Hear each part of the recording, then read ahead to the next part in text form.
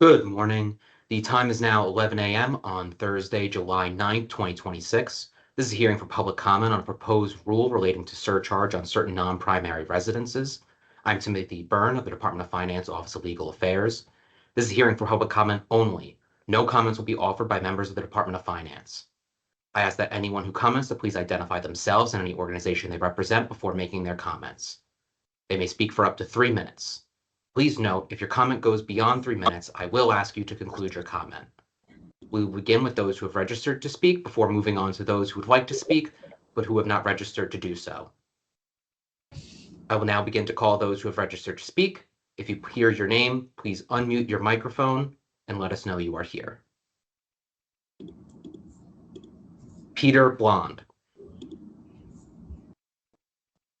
I am here. If you could please just let us know if you're representing anyone, and then you may begin your comment. But before you do, I ask one more time that everyone who joined, please mute your mics.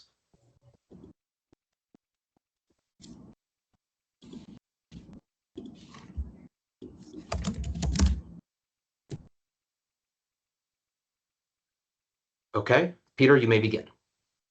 Thank you. In terms of who I'm representing, I represent hundreds of co-ops throughout the 5 boroughs, and accordingly, I'm speaking here today.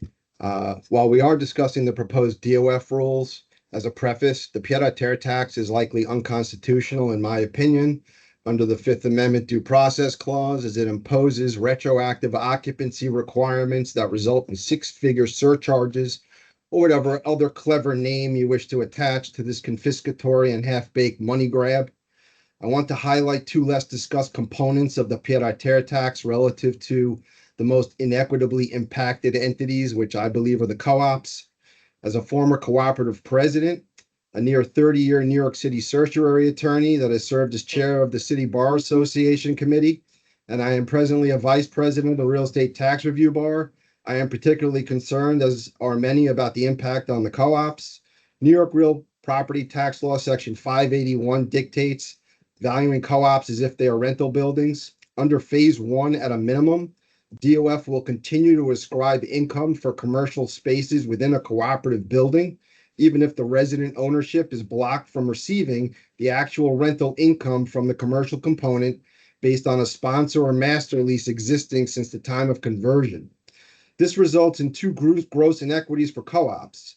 The apartments will have inflated pied-à-terre assessed valuations based on non-residential income imputed for regular real estate taxation purposes, while continuing to subsidize the commercial spaces.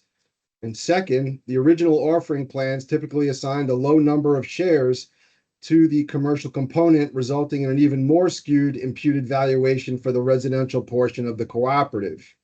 I also wanted to touch upon a similar inequity that directly results from standard DOF practice utilized in ordinary assessment procedure annually. When there is a significant renovation, let's say a $20 million penthouse renovation, DOF practice in a cooperative setting has no choice when they wish to assess a physical alteration, as they must effectively punish the cooperative's entire ownership at large for one unit owner's gut reno. In this new setting of the pied-à-terre tax, why should the penthouse owner's luxury cost the studio unit owner's original 50-year-old apartment value, thereby pushing them into the pied-à-terre tax? Phase 1 is clearly based on bastardized figures that were never based on market values, let alone what these units look like on the interior. I find it curious that neither city or state legislators nor the Department of Finance sought any of our input prior to rushing this bad, imbalanced, and flat out unconstitutional legislation and the accompanying rules you have promulgated that ensure the money grab by minimizing taxpayer response time and guaranteeing, once the initial appeal period is missed, that you will not be let off the hook regardless of evidence. Moreover, your occupancy rules actually state they are meant to avoid gamesmanship. What humility from those that believe in the fairness and appropriateness of retroactive taxation as a 6-figure surcharge. Thank you. Thank you for your comment. Next, Benjamin Williams. If you are here, please unmute your mic and let us know. Good morning. Good morning. If you could My name please is let us Benjamin know if you Williams. represent anyone. Oh, thank you. Yeah, okay. Good morning. My name is Benjamin Williams. I am an attorney and member at Rosenberg and Estes, PC. Since 1975, Rosenberg and Estes has represented New York City real estate owners, developers, co-op and condo boards, managing agents, and other stakeholders through the legal and practical complexities of owning and operating property in the city.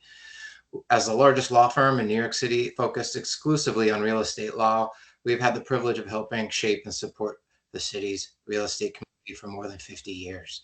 In my own practice, I have appeared before the Department of Finance and the New York City Tax Commission thousands of times representing taxpayers in New York City property tax matters. We appreciate the department's work in trying to implement this complex new surcharge on a very short timeline. Our comments are not intended to oppose the statute, but to help make the rules workable, fair, and administrable for taxpayers, co-op and condo boards, managing agents, practitioners, and the department itself. I want to briefly emphasize 5 points from our written comments. First, the rules should address real-world timing issues. A buyer who purchases a covered property and uses it as a primary residence should not be penalized because of a prior owner's use or noncompliance. Similarly, a purchaser who buys a home with a genuine intent to move in should not be taxed during a reasonable transition period caused by closing, renovation, or relocation. We therefore urge DOF to adopt an innocent purchaser provision like the RPIE and a contemplated use exclusion like the not-for-profit exemption. Second, once a taxpayer establishes that a property qualifies for an exclusion, the process should not require the same full evidentiary submission every year where nothing has changed. A continuing use certification, similar to procedures used in other DOF benefit programs, like the CCU filing, would reduce administrative burden for taxpayers and the department while preserving DOF's audit authority. Third, proposed section 62-02 should be narrowed. We understand DOF's concern about gamesmanship, but the rule should not disqualify legitimate ownership structures such as tenants in common, joint ventures, family structures, estate planning structures, or properties owned through more than one entity where there is actual majority beneficial ownership and actual primary residence use. The rule should target avoidance, not ordinary ownership arrangements. Fourth, the rule should give co-ops clear authority to collect unit-specific surcharges from the responsible tenant shareholder. The statute says the surcharge is to be collected from that shareholder, but without a clear rule, co-ops may face disputes under proprietary leases and bylaws, leaving all shareholders exposed to the cost of one shareholder's surcharge. Fifth and finally, phase one valuation of co-ops and condos needs a clear correction mechanism. We are not suggesting that every co-op or condo should be revalued through sales, but where credible comparable sales evidence shows that a unit is worth less than 5 times DOF's phase one market value, the owner should have a practical way to prove that DOF's phase one value is excessive, in addition to the regular methods to prove value is excessive. In those cases, the phase one value should be reduced to no more than 20% of the proven sales-based value. And if that results in a phase one value below 1 million, the unit should not be subject to the surcharge for that year. I will We have to also want ask to you note to that our conclude written your comments. comment. One sentence, please. Sure. We also want to note that our written comments do not identify every important issue, and we have reviewed other comments submitted in this rulemaking and agree that many of those issues deserve DOF's careful consideration as well. Thank you. Thank you for your comment. Next, Mary Ann Rothman. If you're here, please unmute your mic and let us know.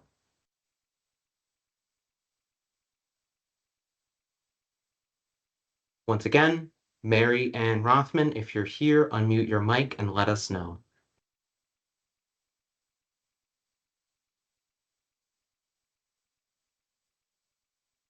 Rebecca Pohl, if you're here, please unmute your mic and let us know.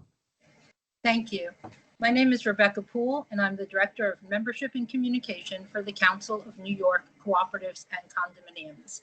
My comments today are on behalf of CMYC members, and particularly those who live in cooperatives and condominiums with apartments with market values in excess of $1 million.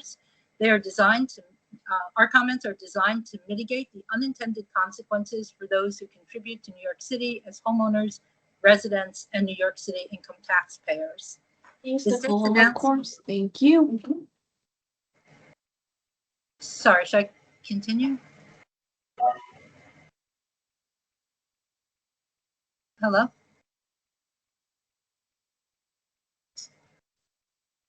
Yes, you may continue. Okay, sorry. The state's announcement of the legislation clearly indicates that the tax is intended to ensure that those who own the city's most valuable luxury homes but do not live in the city or pay city income taxes are still fairly contributing toward the funding of essential services.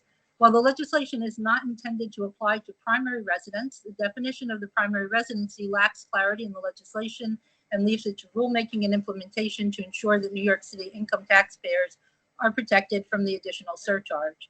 The rules proposed by the Department of Finance provides that for tax years starting after July 1st, 2027, the department will rely on information in federal and state tax returns filed by the owners. However, we commend the Department of Finance for this rule and understand timing issues related to implementing it for fiscal year 2027. However, a failure to preemptively consider tax return data in 2026 will greatly increase the chance of errors in determining primary residence during this initial implementation period. This concern is exacerbated by the 30-day deadline to reply to mailed notification of residency status, which is likely to be received over the course of the summer when many tax-paying New York residents are on vacation.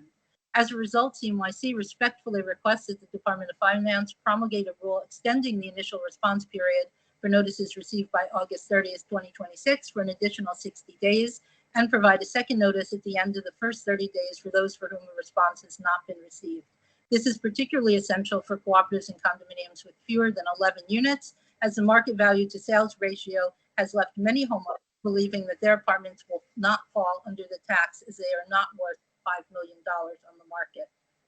The proposed rules further limit what evidence the Department of Finance may consider in determining immediate family membership to birth certificates and specific affidavits. CNYC believes that these limitations will hinder the submission of the best evidence available, resulting in erroneous determinations by the Department of Finance and lead to unnecessary expenses, uncertainty, and the unfair implementation of the pied-à-terre tax. CNYC's full comments include recommendations for other forms of acceptable proof of family relationships. The statute's requirement that primary residence be determined based on occupancy on January 5th of each year introduces issues for those transferring or purchasing homes, for banks commencing foreclosure proceedings, and in the event of deaths of homeowners and primary residents. Upon completing the transfer of an apartment, new homeowners often wish to undertake substantial renovations. These renovations can take a significant period of time and delay the date upon which the purchaser can move into the apartment. I will have to ask you to conclude your comment at this time. Sure. Thank you. We have full comments that we have submitted as written testimony, and we'd appreciate a review of those. Thank you very much for your time. And thank you for your comment. Next, Donna Olshan, if you are here, unmute your mic and let us know.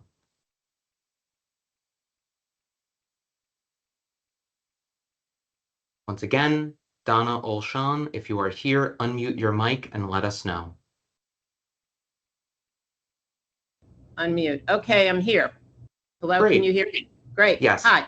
So my concern is this. The way the law is written is that if you are, a co-op or a condo owner and you have, say you have to leave town or you get relocated, now you need to sublet your apartment. The way the law is written is that you can only rent it to a primary resident, sublease it to a primary resident. Otherwise, you as the owner are going to be subject to a pied-à-terre tax. Now, here's the problem with it. That is in conflict with fair housing, both federal, state, and city. Because now, as an owner or a broker representing a property, we can only rent to primary residents. Now, for example, somebody comes in from Kansas. They want to sublet a condominium. They are getting treated at Memorial Sloan Kettering for cancer. We rent it to them. They stay in the apartment for a year, but they don't pay New York City taxes. That owner of that condo is subject to the pied-à-terre tax. So we also have foreign students that come in. Now there's that come in and they would be discriminated against because they are not filing New York City taxes.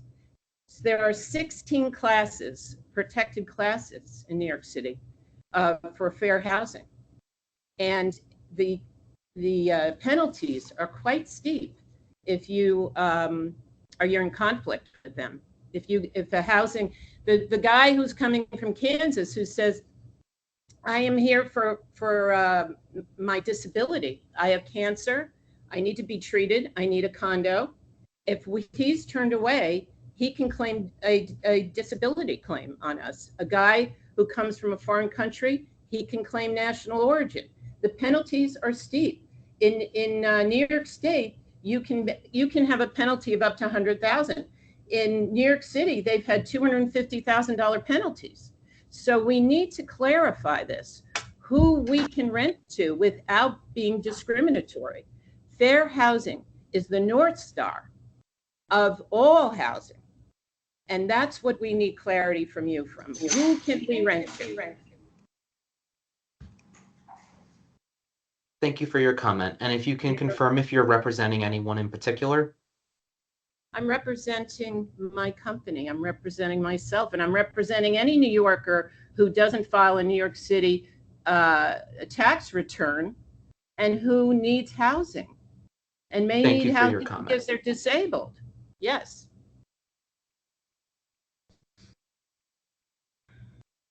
Next, Ryan Foley, if you are here, please unmute your mic and let us know.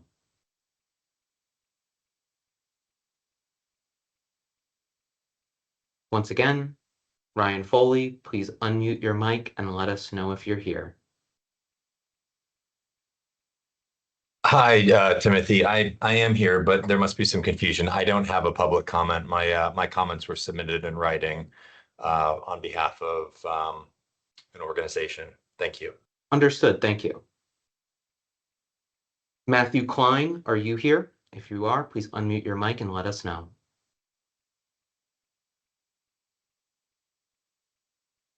Matthew Klein.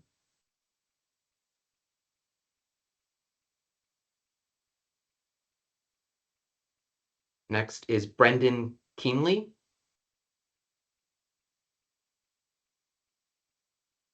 Brendan Keenley.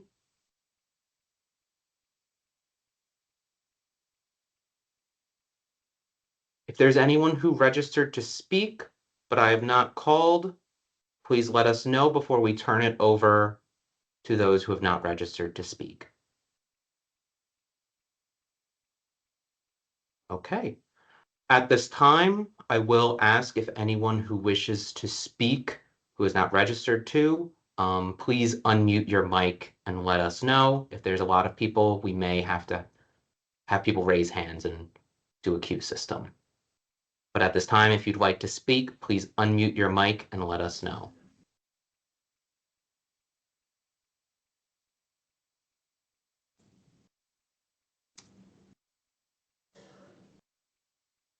I would like to speak.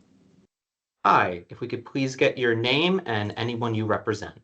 Sure. My name is Warren Dubitsky. I'm a partner at the firm Herman Katz, and I also serve as the chairman for the New York City Bar Association's Tax Surcharge and Condemnation Committee. I echo a lot of what other people have said, both today during the comment period and also in the written comments that were submitted.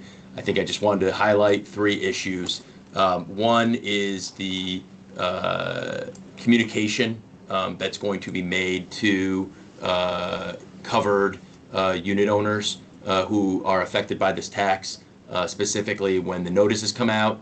I would propose that the city provide very specific information to them about the basis for DOF's belief that the property is not a primary residence, an explanation of the determination of value that the city relied upon, the projected amount of the tax, and a specific description to those unit owners about their administrative and legal remedies to contest the tax if they believe that they are being either wrongly covered by it, or if they believe that the tax is excessive. Perhaps a model for that may be the notices of property value that DOF already issues each year to property owners, but that are more specifically tailored with information for those covered by the primary or the non-primary residence tax. And then finally, if I did mention it, really clearly delineate for those owners the deadlines that they will be facing in order to lodge an appeal. I think the Department of Finance needs to have more clarification regarding specific edge cases that may arise, specifically when you have an innocent purchaser who buys a property that was previously covered by this tax, but this new purchaser intends to use it as a primary residence. How can they ensure that they will not be later hit with a penalty for prior actions or the residency status of the prior owner? Specifically, this is an issue because the statute itself has a 6-year look back and audit provision. So what safeguards are there so that an innocent purchaser isn't hit with this tax? Another particular case is the treatment of the property when the owner, the primary resident, dies or is absent for the property due to an illness. How will the city treat that and prevent them from, or prevent that property from being hit with this tax? And third, rules regarding a property that a person buys to use as their primary residence, but that is either under construction or renovation, and the person can't live in it during that period. There should be a carve out such that that person is not hit with the tax while the property is being, brought up to habitable status. Finally, I will have to ask you to conclude your comment. Thank you. All right. Please refer to the rest of my comment that I submitted by written comment. Thank you so much. Thank you.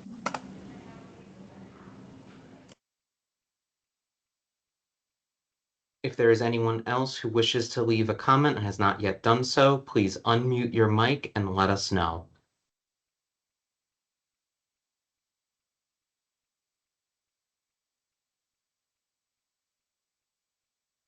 Once again, if there's anyone who wishes to leave a comment and has not yet done so, please unmute your mic and let us know.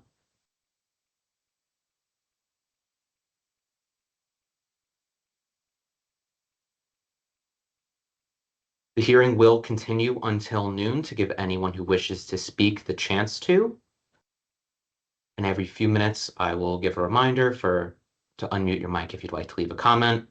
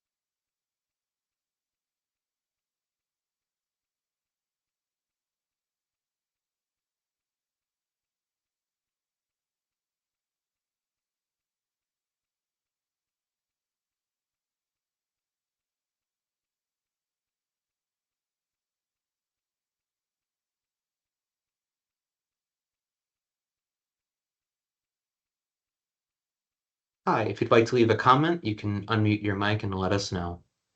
Timothy, it's really just a question, actually. This is Ryan Foley from the law firm Star Associates LLP. Given the initial determination issuance of the initial determinations is set for no later than August 30th. Does the department have a sense of timing when it'll promulgate the final rules? So this hearing is not in a question and answer format. We can't offer any comments at this time. However, if you'd like to use this time to express that question as a comment, that can be permitted.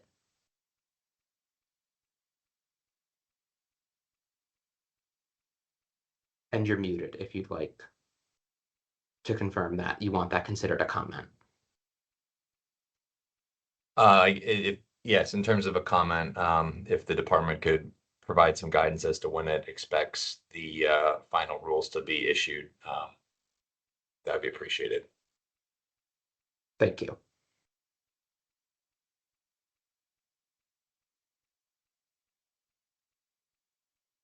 And once again, if there's anyone else who wishes to leave a comment and has not yet done so, please unmute your mic and let us know.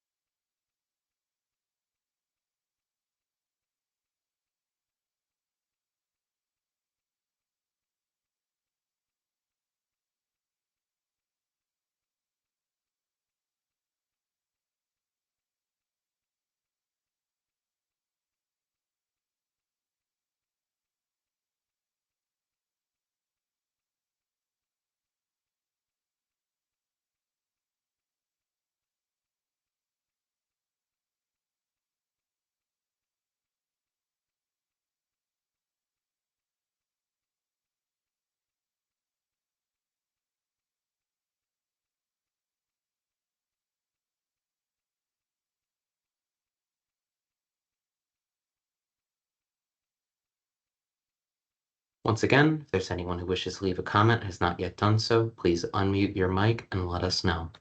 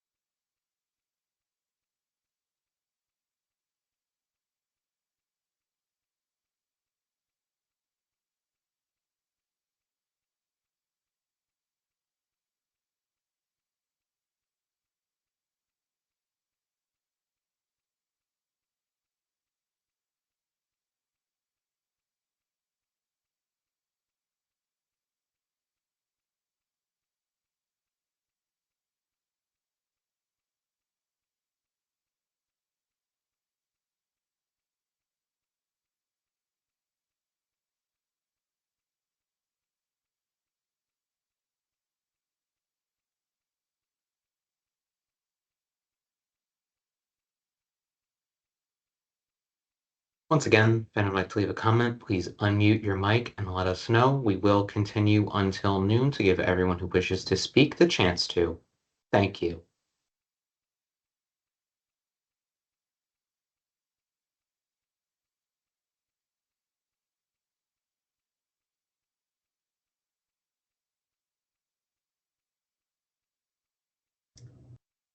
Mr. Byrne, can I add to my comments?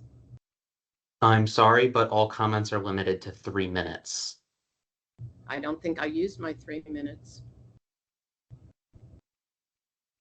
And you're sitting there, you're going to sit there for another half hour waiting for comments. So why can't I just throw one thing in, which is all anybody's asking for is clarity. They're asking for absolute clarity of the law. I That's what understand. this is about. If you'd like to give a longer comment, we are accepting written comments as well. Understand, but your job at Department of Finance is clarity. And I that's where understand, this but for is this all in the gray comment area. period, we really need to limit to 3 minutes to be consistent.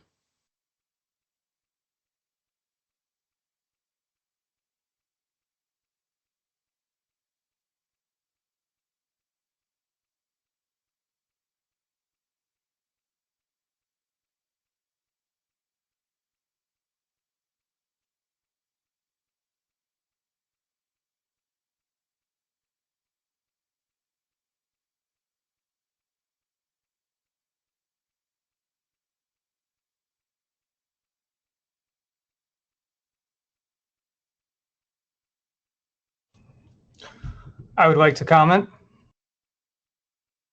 You could please identify yourself and any organization you represent. Eric Zaratan. I'm a real estate tax certiorari attorney, and I represent many co-ops and condominiums and other stakeholders in the city of New York. Since we're playing this little game, I would just like to point out what one of my colleagues just recently pointed out, which is a very valid point. What we are looking for here is clarity. So if the Department of Finance could give us clarity, that would be a key element. Thank you. Thank you for your comment.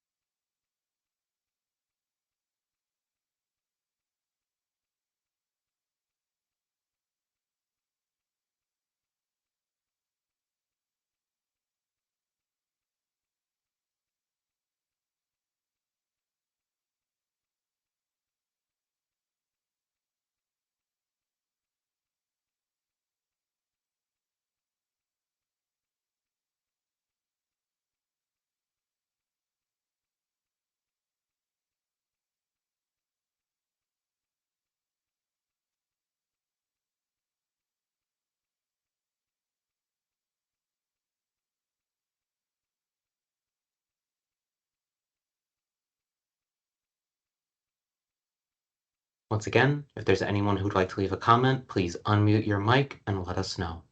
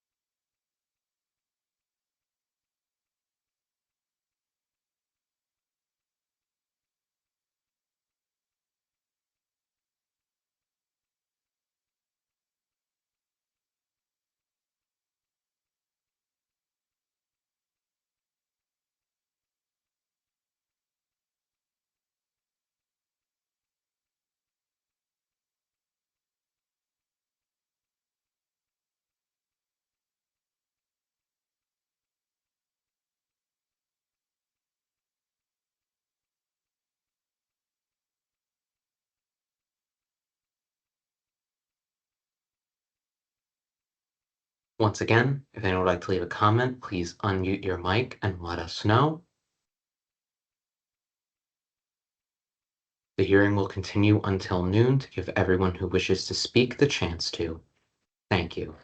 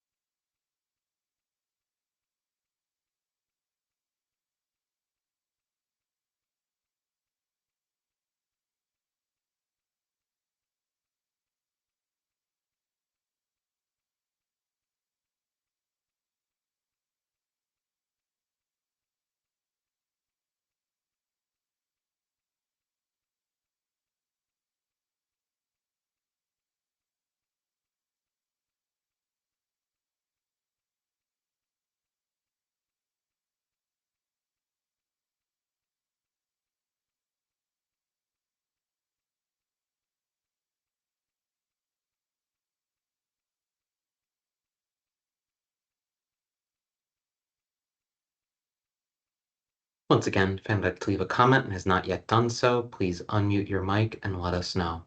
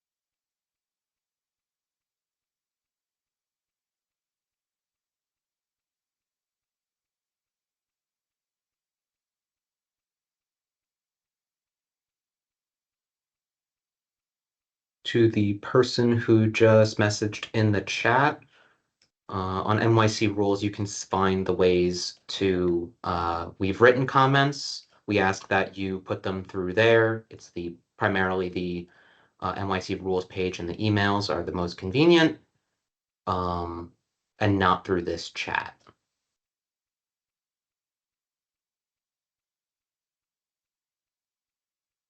If you'd like to leave a comment here as well, you can always unmute your mic and let us know.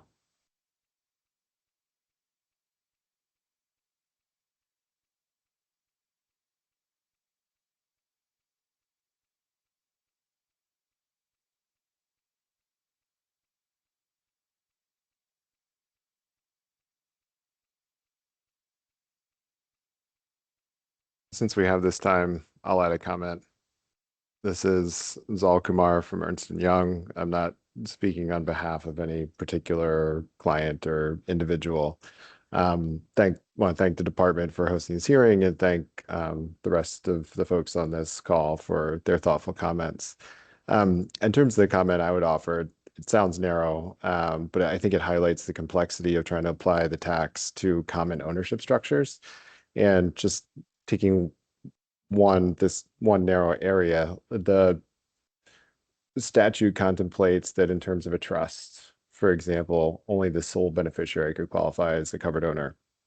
Obviously, that doesn't contemplate or address circumstances where you might have joint beneficiaries jointly occupying a property, and just thinking in terms of partners or spouses establishing a trust to own their residence. That type of circumstance should qualify, should allow the couple to qualify as covered owners, and should allow that space to be considered a primary residence. Similarly, to just continue with that example, after a spouse dies, one has potentially sole use of the property or sole right to occupy the property during their life, but there may be beneficiaries who have a remainder interest in that property after that surviving spouse dies.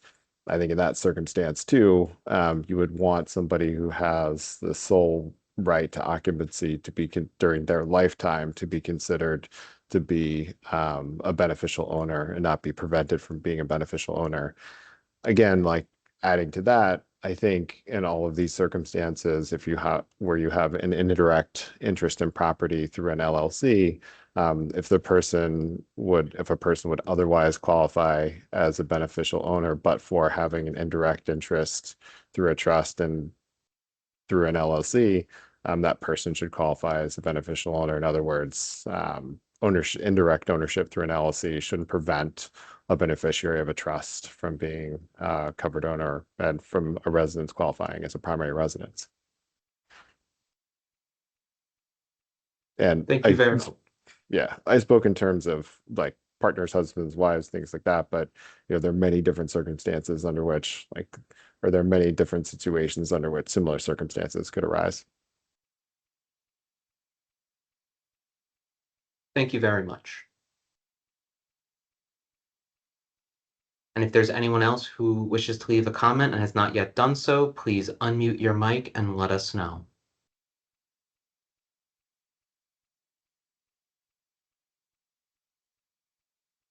Hearing will continue for about 9 more minutes to give everyone who wishes to speak the chance to. Thank you.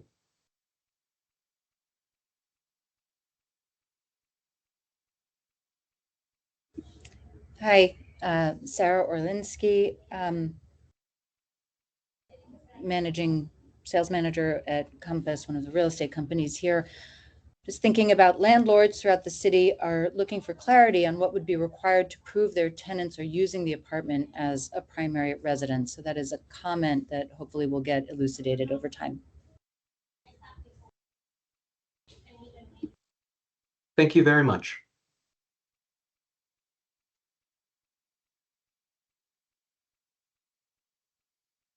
Once again, if there's anyone else who wishes to comment, please unmute your mic and let us know.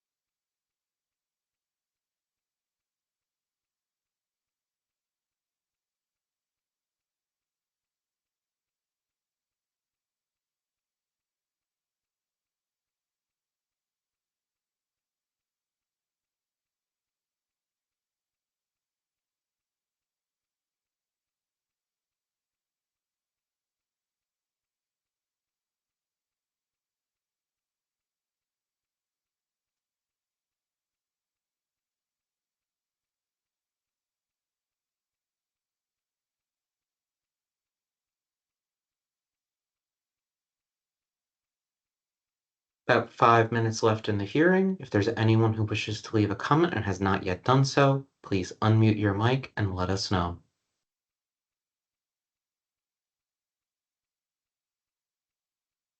I'd like to make a comment. Sure, if you could please identify yourself and anyone you represent. Yes, I'm a Kay Burke. I'm a cooperative resident. I don't represent anyone else except other cooperative residents. I find it, to piggyback on the comments about clarity, I would like for the DOF to make a user-friendly, plain language website whereby individual cooperative owners can enter their information and see what the valuation will actually be. Since, as far as I could tell from my research and reading, I'm a layperson, it's impossible for me to even understand what the value that DOF will assign to an individual co-op would be, since there's been no recent arm's length transaction. So we need transparency if we're to understand what our potential liability will be. And right now, as far as I could tell, I have no way to find out what the valuation it will be for our unit. Thank you. Thank you. And if there's anyone else who wishes to comment, please unmute your mic and let us know.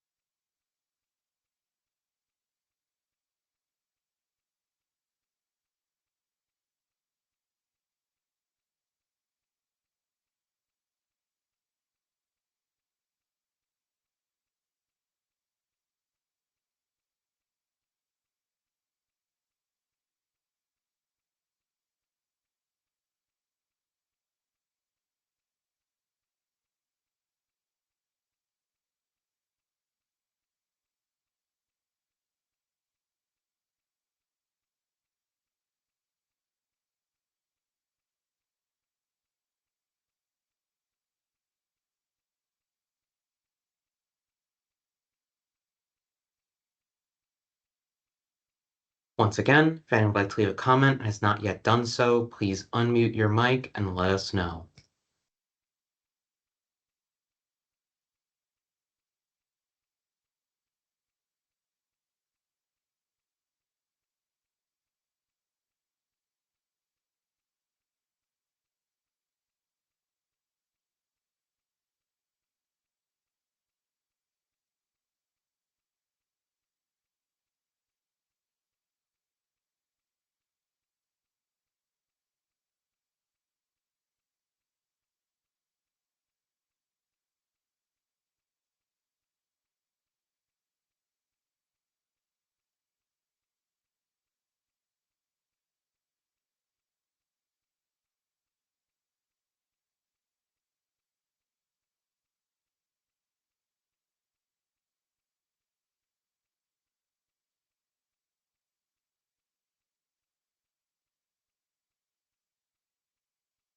This will be the final call for comments. Once again, this will be the final call for comments. If there is anyone who wishes to speak and has not yet done so, please unmute your mic. If there is anyone who wishes to speak and has not yet done so, please unmute your mic and let us know.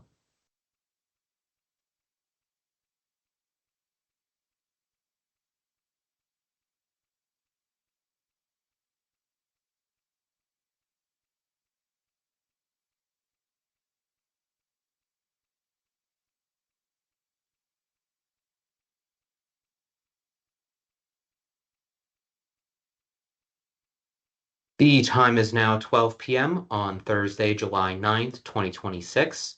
This hearing has concluded. The Department of Finance appreciates your comments. Have a wonderful day. Thank you.